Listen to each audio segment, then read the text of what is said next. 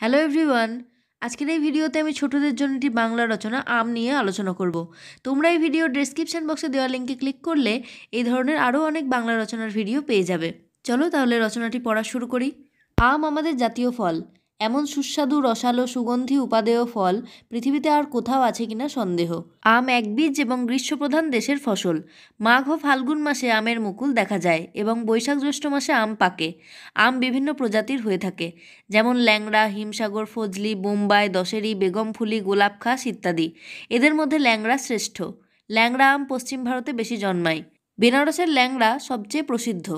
পশ্চিমবঙ্গে মালদা ও মুর্শিদাবাদ জেলার ফজলি আম পৃথিবী বিখ্যাত। এছাড়া এখানে বিভিন্ন জাতের আম চাষ হয়।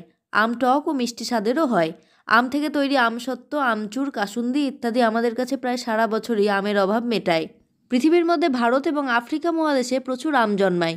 পৃথিবীর বাজারে আমের খুব চাহিদা, তাই বর্তমানে আম রপ্তানি করে ভারত প্রচুর পরিমাণে বৈদেশিক মুদ্রা অর্জন করছে। আজকের ভিডিও এখানেই শেষ করছি। ভিডিওটা ভালো লাগলে তোমরা একটা লাইক করবে, বন্ধুদের মধ্যে শেয়ার করে দিও।